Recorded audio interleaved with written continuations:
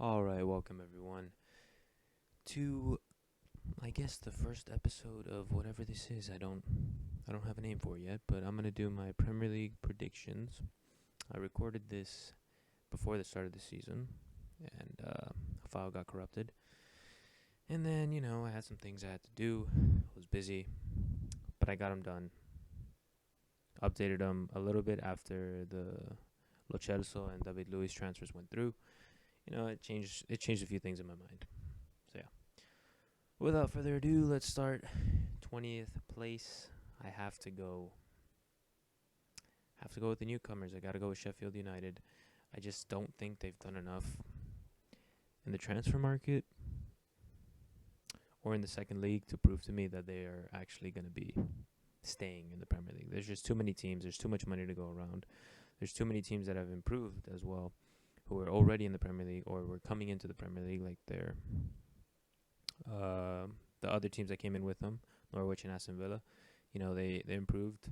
Aston Villa did a lot of investment, and Norwich just improved on what they already had, and they won the league, the second tier last season. So I just don't see Sheffield doing anything. 19th, I have Burnley. Burnley are a pretty interesting dilemma, a pretty interesting team. 2 seasons ago, they were 7th. They played in the Europa League. And then last season, they ended up 15th. And I just don't see it getting better. They sold Heaton, in my opinion, their best keeper. And they didn't really sign much. I just don't see them doing anything. And I see them getting relegated and being left behind. That's just me. 18th, I have Crystal Palace. Honestly, they have an unhappy star. I'm not going to call him a superstar because his numbers were pretty good last season, considering he was playing for Crystal Palace. But, Zaha isn't really a superstar. But he is a star, and he's unhappy. He wanted to leave. He wanted to go to Everton. I wanted to see him at Everton. But he stayed. And Wan-Bissaka was allowed to leave. They didn't really replace Wan-Bissaka. They didn't really do anything, to be honest. Crystal Palace didn't really sign anybody. Guaita's a great keeper, and they have a decent team, but they lost Batshuayi. They didn't replace him. They signed Ayew up front, who's not gonna do anything. Benteke hasn't scored like more than 5 goals in the past like 5 years, so I just don't see it happening. And I see Zaha leaving in January. I see him pushing through the move in January, so I see them getting relegated as well. And that's my bottom 3. Those are the teams that I believe are going to get relegated. And we'll move on to the first safe team. And I have to go with Aston Villa. Aston Villa did a lot of investment, as I mentioned. I think something around like 150, 180 million dollars, like ridiculous stuff. I think they made a lot of good signings. Fulham last year, they took the same approach. They made a lot of signings, but it was a lot of attacking signings, 2 midfield signings. Seri, I thought, was a steal. He didn't play very well. And Anguissa, I just don't understand why they did that. I really don't. And then they made like no signings in the defense. They signed Chambers, and they played him as a CDM, I think. They signed Fonsumensa on loan. Chambers on loan as well. It just didn't work out. They signed 2 keepers. Rico on loan. And Fabricio from Besiktas. It just didn't make sense. It didn't make sense. And they went down for it. They went down. I think they'll probably get promoted this season, but yeah. Anyways, that's Fulham. Aston Villa made some really good signings. Douglas Luiz is an absolute steal from City, and they actually got him the work permit. And he seems like a really good player. Really good player. They kept Grealish. They signed Wesley from Club Brugge. I think he's going to be amazing for Aston Villa. Maybe not straight away this first season, but I think he's at least going to get him like 10 goals, which is a lot for a striker on a team like Aston Villa that don't really have huge aspirations for their first season, but he'll continue to get better as the team get better as well. McGinn is great. Tyrone Mings is also a very good player. And Heaton was a great signing in keeper, and I just feel like Aston Villa are just barely going to survive, but they are going to survive. Now in 16th, I have Newcastle. Why do I have Newcastle? Because they lost Benitez, they lost Perez, they lost Rondon. Perez and Rondon were their entire attack, and their best two players, and they lost them, and they lost Benitez, who he does a really good job with lower level teams, and he was doing a great job with Newcastle. Brought in Steve Bruce, brought in Joe Ellington, brought in St. Maxime, brought in Willems. These are very good signings player wise, but coach wise, it's not a great pickup to go from Benitez to Steve Bruce. It's not great. It's not great. And even though Newcastle, I believe they finished 11th place last season, they were just 8 points from being 17th. So, it wasn't a great 11th. They had 44 points, I believe, and I think Brighton, who finished 17th, had 36. So it wasn't a great 11th place. It wasn't a convincing 11th place. And I just don't think that Newcastle are going to be able to be good enough to get anywhere near mid-table. But who knows? Who knows? Maybe Joe Ellington and St. Maxime just freaking chemistry automatically adapt to the Premier League immediately and just do amazing. But I just don't see it happening. But I don't see them getting relegated either. I think 16th. Very reasonable for Newcastle to be. 15th, I have a team who I believe is a bit on the rise. They had a rough couple of seasons, but Southampton, I believe they can get 15th, and they can build on from this in the next season and the next and the next, and maybe, who knows, we'll see them in Europa League once again. I think they made some pretty good signings. I like the way their coach plays. I like the way they're playing since that coaching change, and I just feel like Southampton aren't going to get relegated. I really did feel like they were going to get relegated last season, but they did good. They did get in the market. They kept certain players. They brought in Danny Ings. They brought in Che Adams. They brought in this player from Midtjylland, Gineppo, and yeah, it's a new attack. It's bringing goals, and let's see what happens. But I don't think they're gonna get relegated. I also don't think they're gonna make a huge push and get mid-table or something like that. I think 15th is exactly where they're gonna land. 14th. Might be a surprise pick for some of you, but I truly believe in this team, and they also did some very good work in the transfer market. I have Norwich, 14th place. I just like their team. They won the second tier. They won the championship, last season. And they made some good signings. They have Krul in goal already, and they brought in Farman on loan. I'm not sure how they got that done, but they did. So in the goalkeeper department, they're not rivaled by many Premier League teams, to be honest. They have two great keepers. They brought in Drimich for free from Borussia Mönchengladbach. It's amazing. Pukki is a great striker. He's going to have a great season, it seems. But to have Drimich as your backup for free, Swiss international, only 26 years old. He's a very good player and a very, very good backup option, especially for a team that just ascended like Norwich. And they brought in Patrick Roberts on loan from Manchester City, a player I like a lot. I think he's really good out wide. He's just very good on the ball. So I think they're going to have a pretty good season. I think 14th, first season back in the Premier League, is very good for Norwich. Let's move on at 13th. I think 13th, Bournemouth are going to do one less better than last season. I believe they finished 12th. I just don't feel like... I felt like Bournemouth last year was underwhelming, honestly. Underwhelming. Frazier was amazing, and I just don't see that happening again. I'm not saying he's a one-season wonder, but I don't see him getting what I believe was 14 assists last season. I just don't see that happening. Wilson, everybody was really up on Wilson, thinking he was so amazing. He was linked with Chelsea and all this stuff. I don't think Wilson is that good.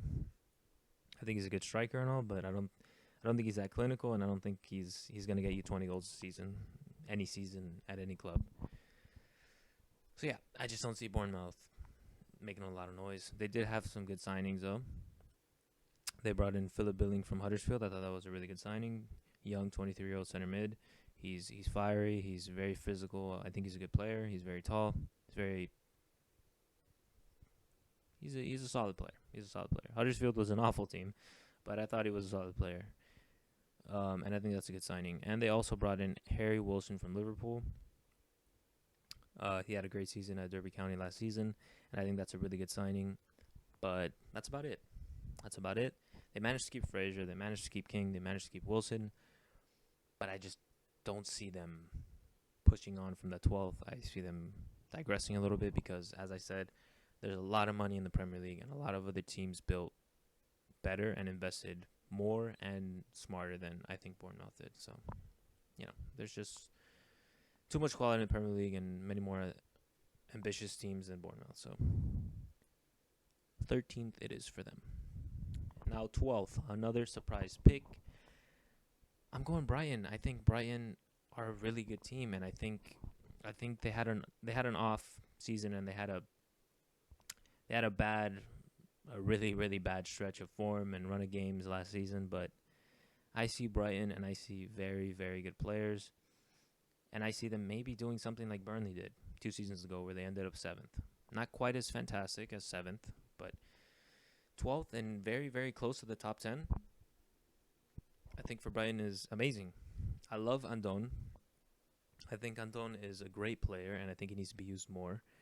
I like Glenn Murray too, but he's 35, 36. He did score, I think, about 13 goals last season just in the Premier League, which is fantastic for any player, especially in a team like Brighton, and especially age 35. It's crazy. But I think it's time for Andone to get more of a run into the starting lineup. They also signed Neo Mupai from Brentford. He's a very good signing. He did very good for Brentford last year in the Championship. So I thought that was a great signing. They made a club record signing in Adam Webster from Bristol City, a center back to add to the great center backs they already have in Dunk and Shane Duffy. That's my guy. I love Shane Duffy. I think he's extremely underrated. I think he's phenomenal. Just a great defender. He's second to none in the air in the Premier League. He's just great. They also added Leandro Trossard, a Belgian winger from Genk. And, I think that's exciting. I think that's interesting. I think he'll probably do a pretty good job. It's good signings and positive signings for Brighton to build on an already good team with Grob, with Andone, as I said, with Glenn Murray, with Duffy, with Dunk, with Ryan in goal. They just have a solid squad, and I see them doing a lot better than the 17th they achieved last season.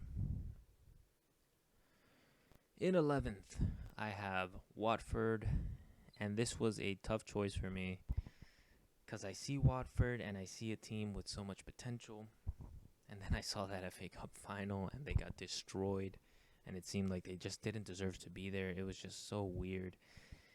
And this pick for them at 11th is riding a lot on De Lufeo having a great season. And I mean like a freaking fantastic season, like 10 plus on both goals and assists. I'm riding on De Lufeo continuing where he left off last season and just being absolutely incredible. On Dini continuing to be what he is, which is a great leader and a pretty consistent and stable target man. And Andre Gray definitely improving his production, improving his finishing. And, of course, their club record signing, Ismaila Sarr from Stade Rennais, from Ligue 1. I'm expecting him to just be crazy as well. Like, he needs to be really good as well. Because, like I said, a lot of teams made a lot of investments and they're looking good. They were smart investments. They weren't like Fulham last season. They were smart, well thought out signings. So, yeah, Watford are going to need Sarr, De Lufeu, and Gray to be really, really, really good. Pereira has to be really good as well. It's banking a lot on their attack because their defense it's not very good. Let's be honest, not very good. And their midfield, Doucouré, is amazing. And then everybody else is like pretty average. But I still think Watford have enough quality, and they added just enough quality. And Sarr was a very young, fast, exciting player to finish 11th. But we'll see. Like I said, Deulofeu has to pick up where he left off and even get even better. Because he was amazing towards the end of the season. He was absolutely incredible. So I'm expecting to see a lot more of the same. In 10th, I have West Ham. Why do I have West Ham? Because I thought West Ham, honestly, were going to do a little better than they did last season. I thought they were going to maybe get 9th. So just a little better. But they didn't. So I can't trust them that much this season. And yeah, they did make some good signings. Sebastian Haller, I don't know how they convinced them to go to West Ham, but they did. And they have Sebastian Haller. They have Pablo Fernals from Villarreal, which was an absolute steal as well. They kept Lanzini. They kept Chicharito as a backup. Or to even start with Haller. We'll see what they do.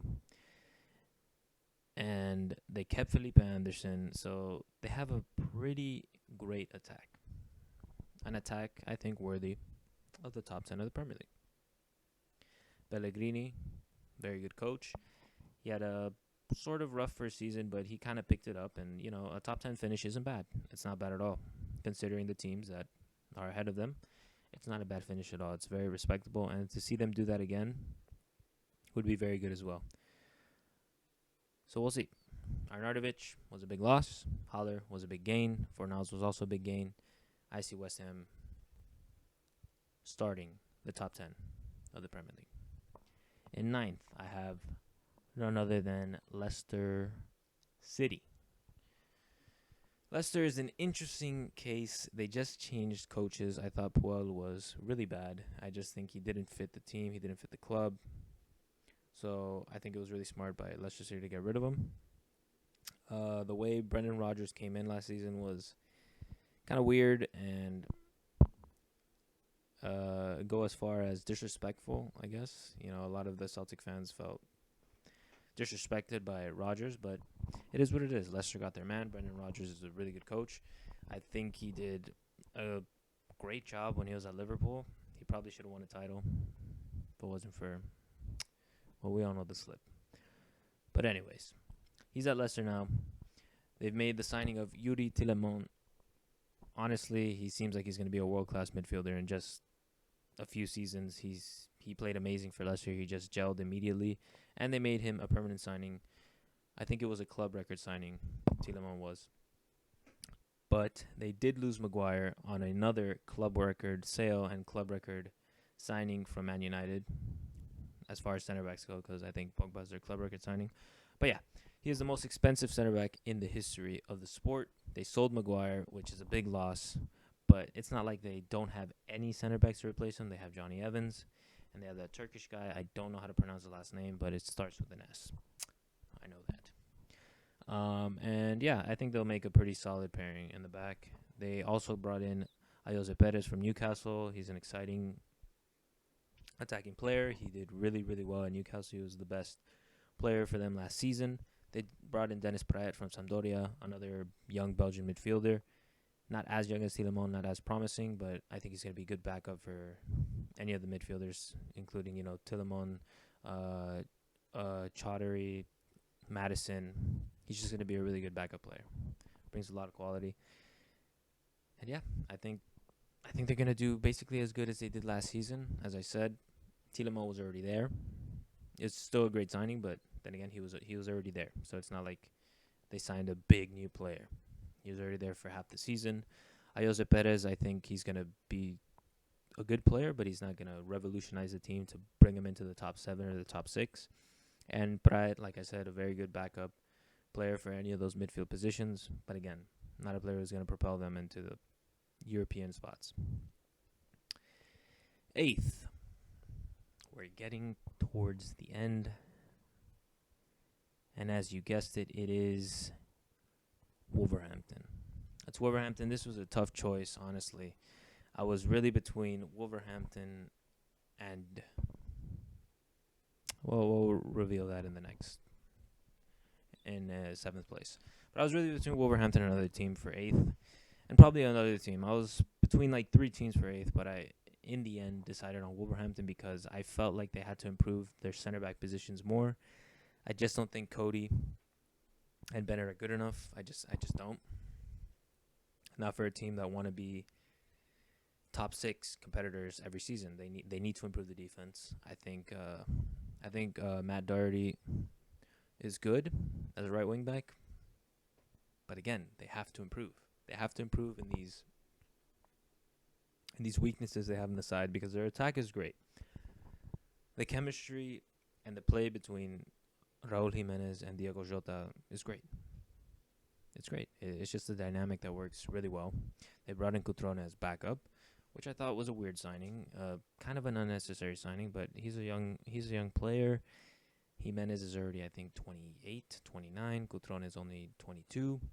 He did pretty well at Milan, not great, but he's a good backup option. Not the signing I would have picked, not the signing I would have done or gone for as Wolves, but he's not bad. It's not bad. They brought in Vallejo on loan. It's a good signing, but again, they're probably not even going to play him that much. He's probably just going to be more backup for Bali, for Bennett, and for Cody. And it's not really the jumping quality that I think Wolverhampton need in the back line to really, really compete. They were linked with Ruben Diaz like the entire transfer window. And if they would have pulled that off, then I would have maybe considered Wolves to put 7th, maybe even 6th. They were also linked with Andre Silva. They would have pulled that off, like I for sure would have put them higher than 8th. But they didn't.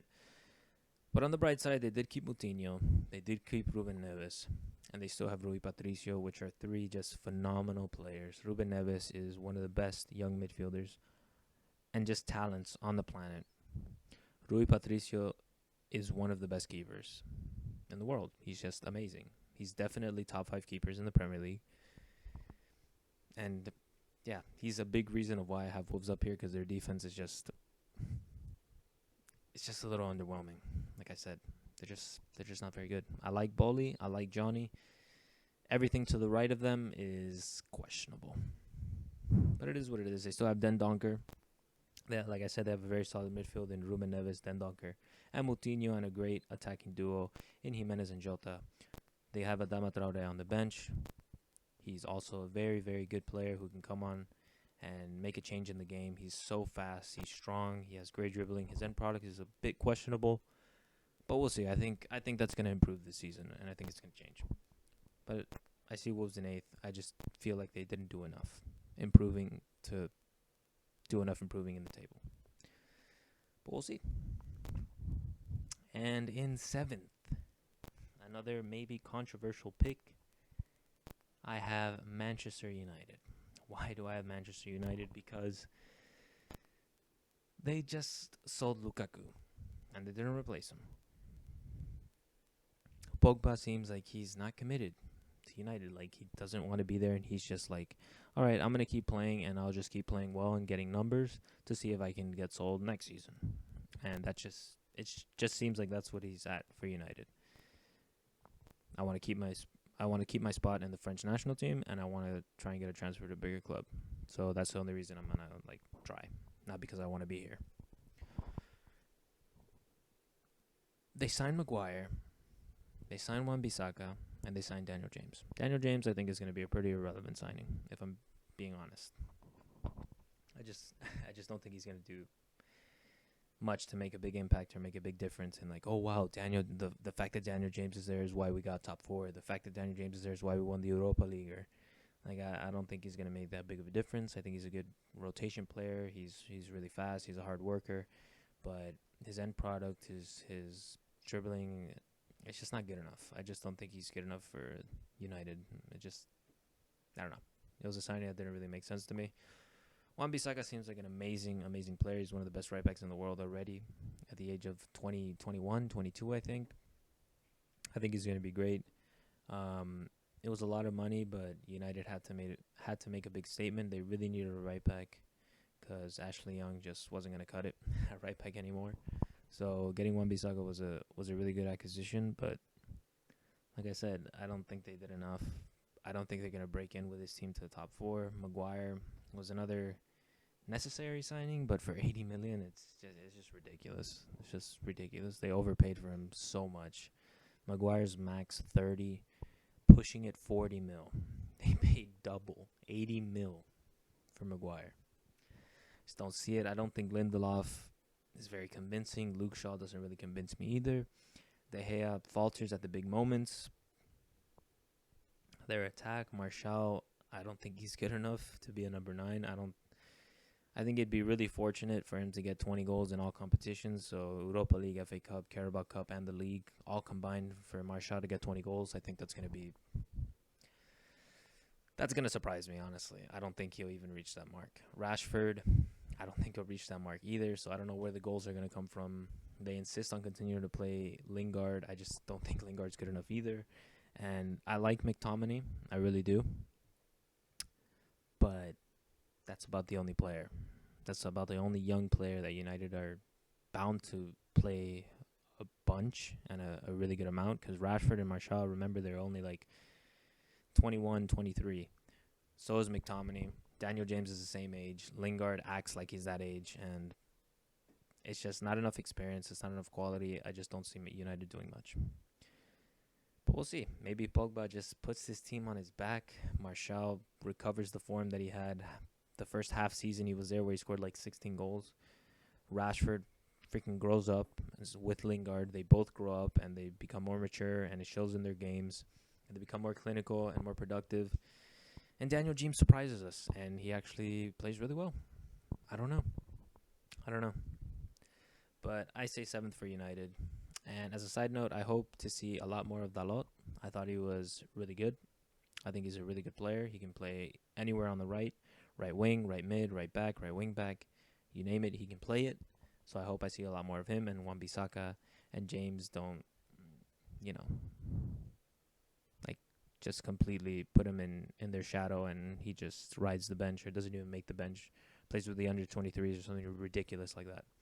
So I have to see a lot of the lot, but United 7th, they just don't look good enough for me.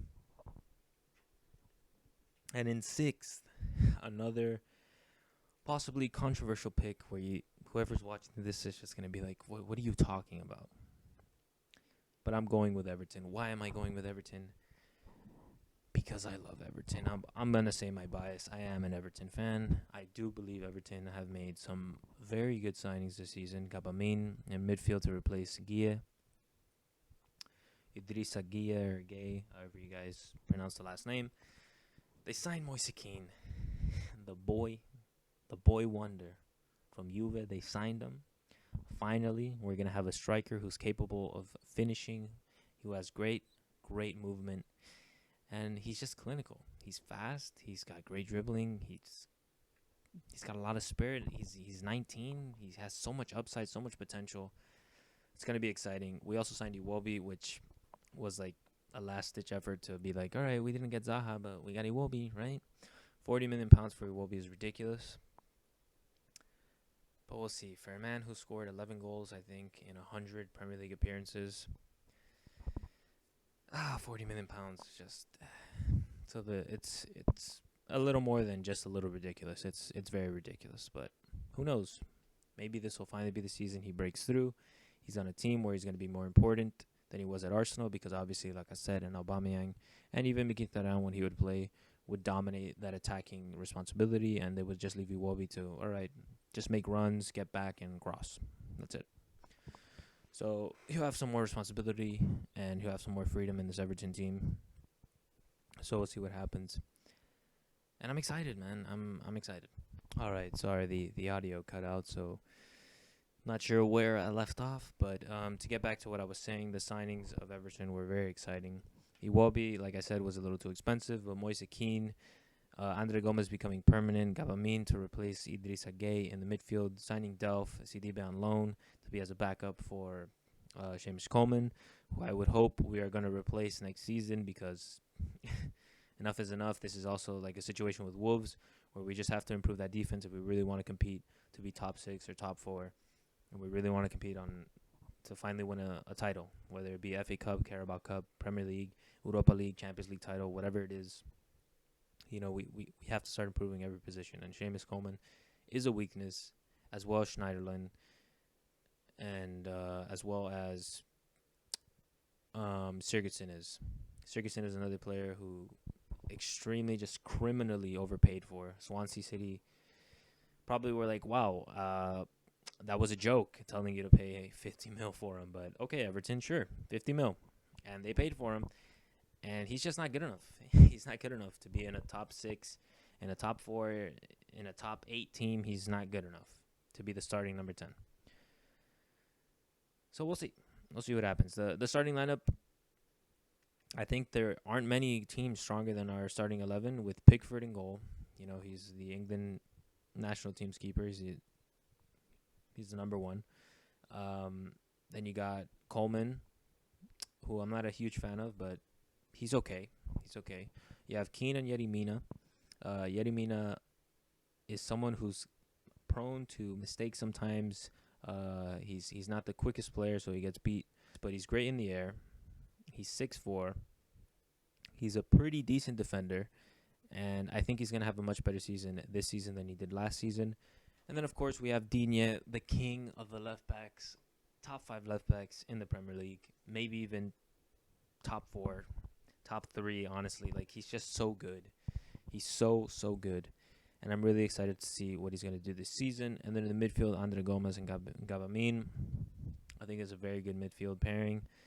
At number 10, Sigurdsson is a big dip in quality. It's a downfall. He's also getting older, so I would hope Everton would sell him, if not this season, next season, and replace him with a player more suited to the quality and the direction that Everton's going in, which is more of a youth direction and a lot of exciting young players, fast, quick, and just more of an exciting and forward-thinking style. And Sigurdsson, for me, just doesn't fit that. Then you got Iwobi on the left to compete with Bernard. You got Richarlison on the right. And Richarlison had a great season last season. I did doubt him a little bit. It was another huge move from Watford for 50 mil, but he did amazing. Richarlison proved me wrong, and I'm a huge fan of the way he plays and his style of play and his production. He's a very good player. And I think he's just going to have an even better season and improve on those 12 goals he had last year in the Premier League this season. And, of course, Moise Kean up top. It just finishes such an exciting attack. Young, fast, great dribbling, great finishing. Iwobi, he knows the Premier League. He knows how to play there. So does Richarlison. And Moise Kean is just, he just looks like he's going to be a world-class player.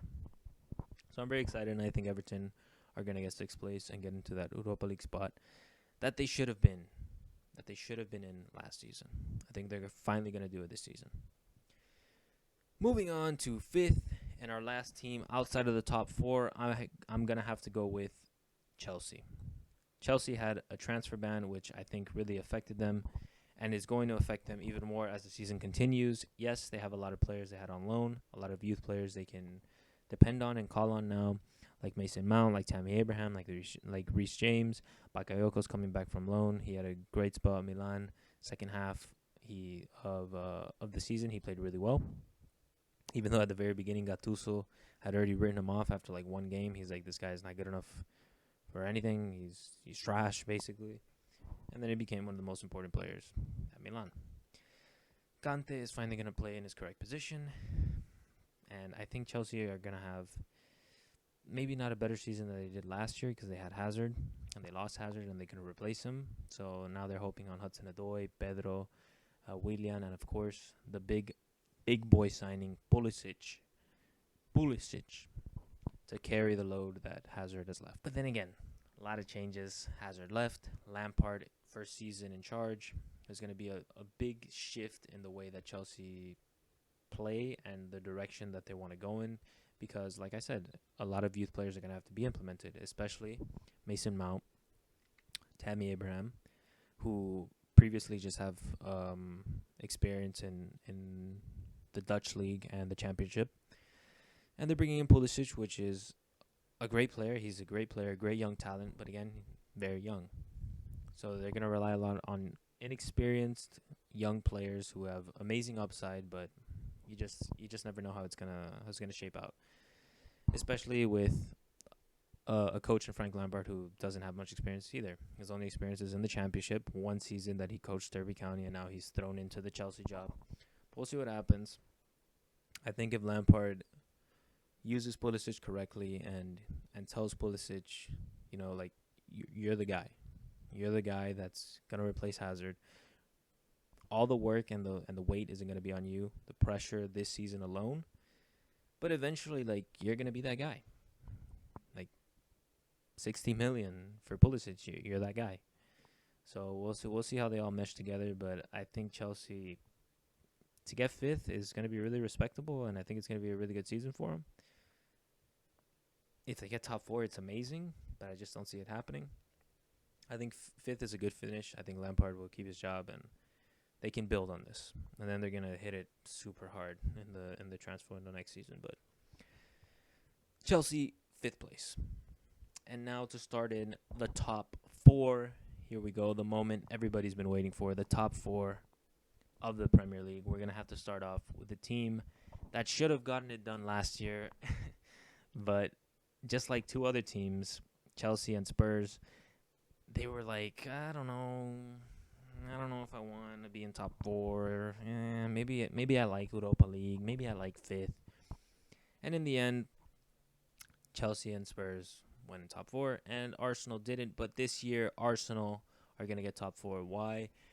Because they finally made some damn signings, and they finally invested, and they finally look like they're going to be positive. Like they want to do something. They're going to be ambitious, and they're going to challenge. Instead of just being like, all right, we'll settle for top four. It's fine. As long as we have a Champions League every season, it's cool, right? Last season, they didn't have Champions League. They decided, we're probably going to win the Europa League, right? Yeah, Chelsea's not going to really care anymore, right? They already have third place. No, they did care. They destroyed them in the final, and it was a big, big wake-up call. And they responded really well, in my opinion. They got their target problems. They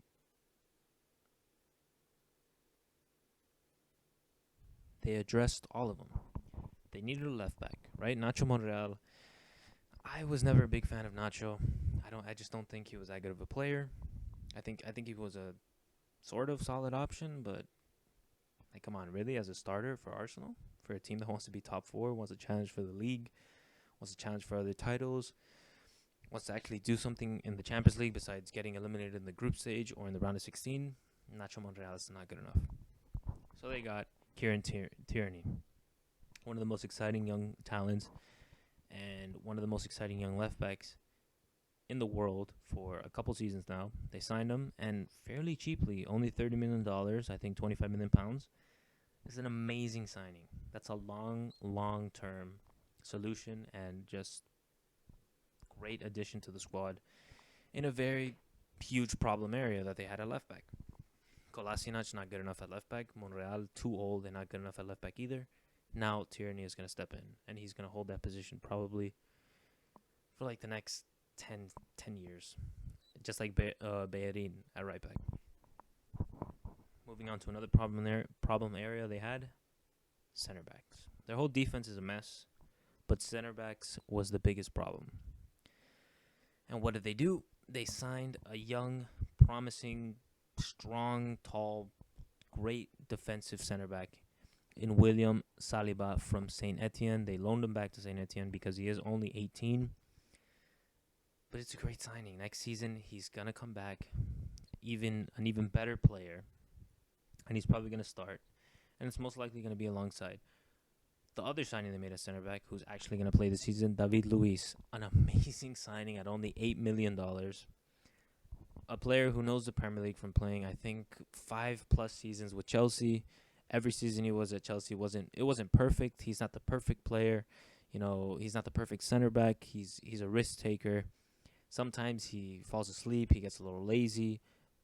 But when he's on his best, he is an amazing, amazing player. An amazing center back. He can start play from the back. He makes great long balls. And he's just a really good player. He's a really good, smart, and experienced player. He's got a lot of character, which was something Arsenal was lacking hugely. Was a presence, a character in the locker room, on the pitch, a leader, and that's what David Luiz is. And I think it's amazing. It's an amazing signing. But we're not done yet. They decided to go get Dani Ceballos on loan from Real Madrid. Another great signing. Just amazing signing. A midfield 3 of Torreira. This is how I would play it. I'd play Torreira, Ceballos, and probably Guendouzi. Shaka's probably going to play. It is what it is. But Ceballos was an amazing signing. I think he's going to gel so well. He's going to be the player that Mkhitaryan was supposed to be. The player that also was like 3 seasons ago. And he's great. It's great. It's just fantastic signing. And last but certainly not least, their club record signing, Nicolas Pepe from Lille for a record $91 million. Another amazing signing for Arsenal. Just a great piece of business. I don't think many people thought at the end of the season that he was going to go to Arsenal. Probably either United or Chelsea or maybe even Liverpool, right? Just a bigger team, but Arsenal managed to get him. And the attacking trio of Aubameyang, Lacazette, and Pepe is going to be crazy. That is one of the most exciting, fast, freaking ridiculously skilled attacking front 3, not only in England, but in the entirety of Europe, in the world. They're just, it's scary to think of those 3 players charging at you. And Arsenal look really good. I think 4th is very realistic for them, and I think they're going to get it done because they just have a phenomenal team. Honestly, phenomenal team. Great job in the window. Yeah, Arsenal deserve 4th. I think they're going to get it. Now, in 3rd place, another controversial pick. I have a lot of controversial picks, probably very unpopular picks, but I think I'm right. Liverpool, 3rd place. Why Liverpool 3rd place? Because they didn't sign anyone. They had one job. They had one freaking job, and that was to pair Van Dijk with another world-class center back. And who better than De Ligt, a player who everybody knew he was going to leave. He already plays with Van Dijk in the Dutch national team. They have a great partnership together. It was the perfect signing for Liverpool. And they had the money because they sold Ings. Sturridge left on free. Wilson, they're getting the loan fee from him. And they could have sold Lovren. Milan and Roma wanted Lovren really badly. And they didn't do anything. They're going to put their trust in Matip and Joe Gomez. I just don't understand. Matip was free from Schalke like 3 seasons ago when Liverpool were still like battling for like top 6. I don't think Matip's a bad player. I don't think his partnership with Van Dijk is the worst one. But when you have the chance to sign someone like De Ligt, who would go so perfectly with a team that's already one of the best in the world. If you put De Ligt in Liverpool, they have the best defense in the world. Because Robertson and Alexander-Arnold are arguably the best fullbacks in the world. Honestly, I can't think of many players on the level or better than Alexander-Arnold or Robertson. I just can't. They're phenomenal going forward, tracking back, defending, movement, their crosses, their awareness is just, it's incredible. It's incredible how good they are. Van Dijk, best center back in the world, deserves to get the Ballon d'Or this year. And then you decide to mess it up by being like, you know what, guys? I don't want to be that good. We don't want to be that good. Let's leave a hole for other teams. Let's leave a weak point, and we'll put that in the form of Matip, Joe Gomez, or Lovren at the back. Instead of De Ligt, instead of Koulibaly, instead of Manolas, these players that we could have signed, we'll just go with Matip and Joe Gomez. It's ridiculous. It's ridiculous. I think Joe Gomez is good. He's a good young player, but he's not great, and I don't think he's going to be great. It just doesn't make any sense. I don't understand why they did that. They have one of the best keepers on the planet too in Alisson. They have one of the best CDMs in the world in Fabinho. That back 5, I guess, that 5-man defensive unit could have been the best in the world.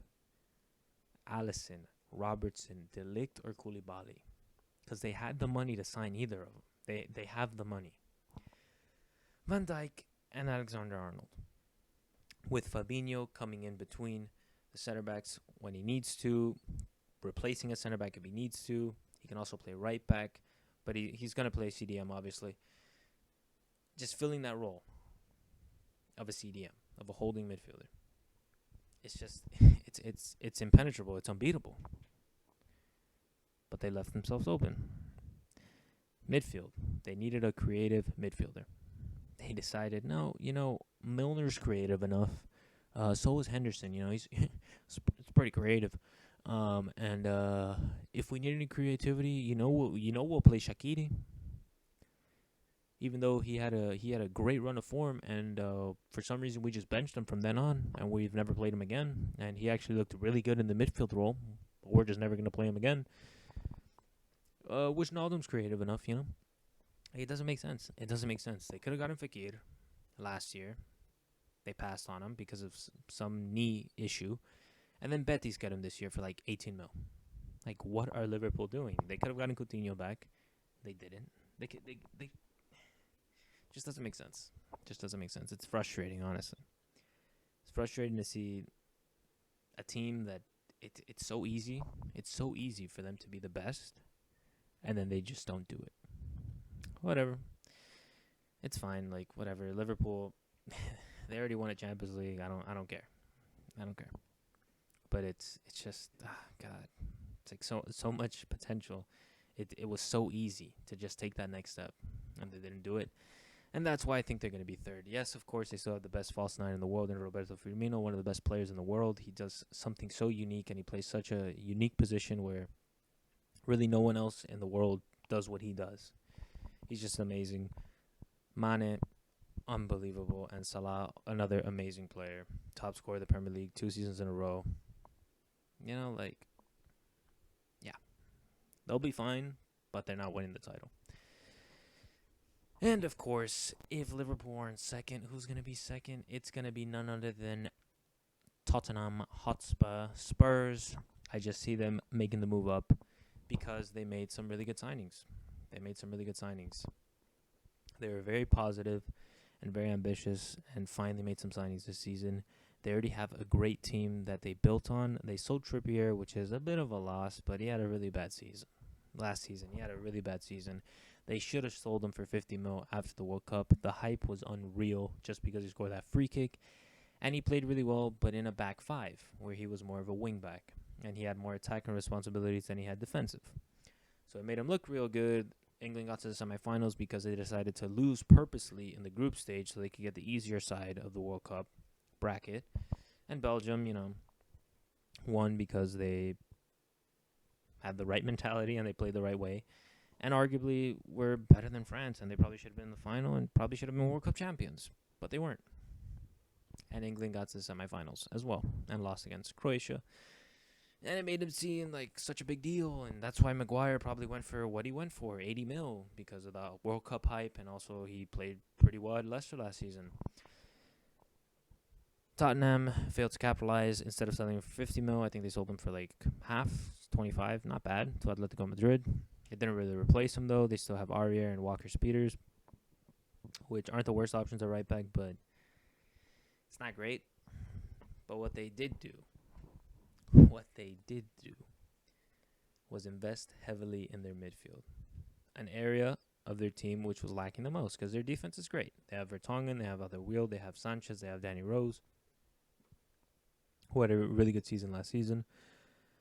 So I think their defense was probably their least concern because they've obviously been concerned with a player to be a backup for Harry Kane, but we see now that Lucas Moura, Heung-min Son, are more than capable enough of carrying the load if Harry Kane ever gets injured, as they showed last season when they led Spurs to the Champions League final, especially Lucas Moura scoring a hat-trick against Ajax in the second half to just propel them to the final, and sadly he didn't start, which is something Pochettino needs to understand was completely wrong and just foolish of him to not start Lucas Moura.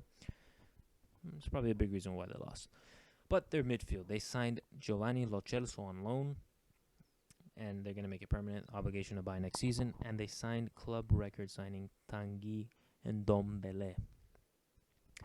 Those two players are game changers. They're game changers. A midfield of Dele Alli, Lo Celso, and Ndombele, with an attack consisting of Lucas Moura playing right behind Harry Kane and Heung-min Son.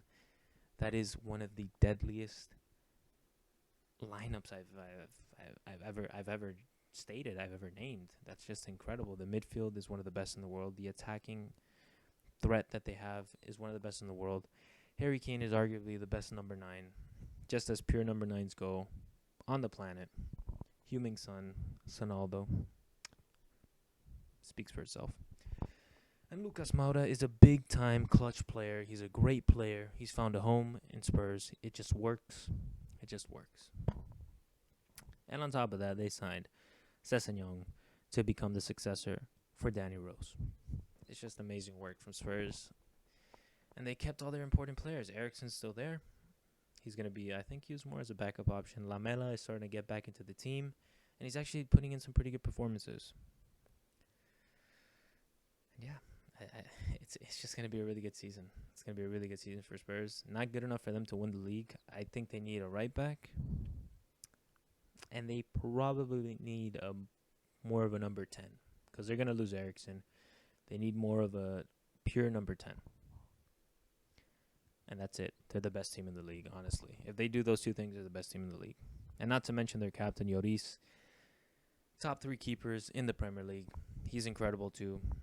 He's been consistent for Spurs throughout every year that he's played for them. He's been great. And I see them getting second place. And last, and in my book least, but, you know, none other than Man City to complete their three-peat. I say Man City are going to win the league yet again for the 3rd season in a row. Why? Because they didn't lose anybody. They were supposed to lose Sané, but instead he got injured, so he's not going to go to Bayern anymore. And instead, to the surprise of everybody, right, they made signings. And they didn't make little insignificant signings, you know, like youth players for the future. Or, let's get a veteran here to whatever, for the locker room, for experience purposes, for leadership. No, they went out and signed João Cancelo. To me, the best right back on the planet, João Cancelo. They already had Walker, who was a club record signing, 50 mil. And they signed João Cancelo. And for the past 3 seasons, Man City have broke their transfer club record. Walker was first. Pretty positive. Then it was Mahrez last season. And now, not João Cancelo, but freaking Rodri from Atletico Madrid, $79 million. It's ridiculous, honestly. That Man City just... Guardiola spent over $1 billion since he's been at Man City. He's been there for 3 years. He spent over $1 billion. He has a completely new team. He's kept Aguero, he's kept Mahrez, he's kept Sané, he's kept Sterling, he's kept De Bruyne, he's kept Bernardo Silva, and he's just added to it with Rodri and João Cancelo. João Cancelo is going to compete with Walker. Rodri is going to replace Fernandinho. The midfield is going to be one of the best in the world. Again, Rodri, De Bruyne, and if they want, they can put Bernardo Silva, they can put Gundogan, they can put David Silva in the midfield. It's ridiculous. It's ridiculous. Sterling had an amazing season last season. He's going to have an even better one this year. Aguero, if he can stay healthy, honestly, if Aguero doesn't get injured this season and he stays healthy and he plays every game, there's no stopping Man City. There's just no stopping them. It becomes literally impossible. And yeah, Ederson, one of the best keepers in the world. They got Zinchenko at left back, competing with Mendy, competing with Angelino, who they just re-signed from PSV. Their center backs, Laporte, Otamendi. That's the weakness. Otamendi or John Stones, the center back, the only weakness City have. Because Laporte is absolutely phenomenal. So yeah, their team is just way too good. They're just way too good. Their B team would get top 4, in my opinion. Because if their A team, let's map this out.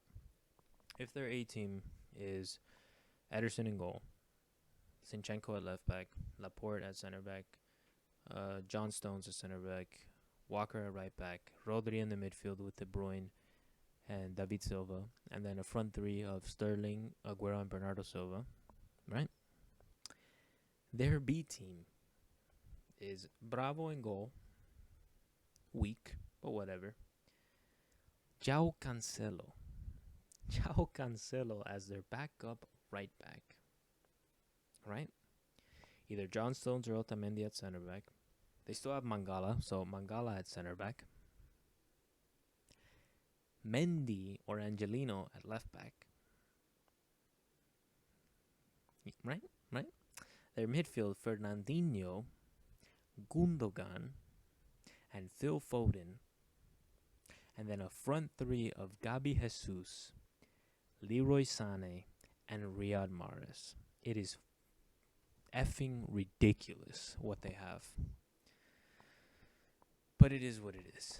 And anyways, that is my Premier League prediction. Those are my Premier League predictions. We'll just go through them again. Sheffield United in 20th, Burnley in 19th, Crystal Palace in 18th, Aston Villa in 17th, Newcastle 16th, Southampton 15th, Norwich 14th, Bournemouth 13th, Brighton 12th, Watford 11th, West Ham 10th, Leicester 9th, Wolverhampton 8th, Man United 7th, Everton 6th, Chelsea 5th, and for my top four, Arsenal 4th, Liverpool 3rd, Spurs 2nd, and of course, the three-peat back-to-back champions, Manchester City, as champions again. And that's it. As a little side note, I guess, top scorers, I think Harry Kane is probably going to be top scorer. Clean sheets, I'm going to have to go with probably Ederson. Honestly, probably Ederson. It's going to be number one in clean sheets. And number one in assists is tough, but I'm going to have to go with De Bruyne because he's back. He's going to come with a vengeance. And God, he's so good. He's just so good. He's so good. So I think he's going to be number one in assists. And that's it. Those are my predictions. Thank you guys for watching. I really appreciate it. Leave a like, leave a comment, subscribe. Most of all, leave a comment, guys. Let me know what you think of these predictions. Let me know your own predictions. What do you think of this video?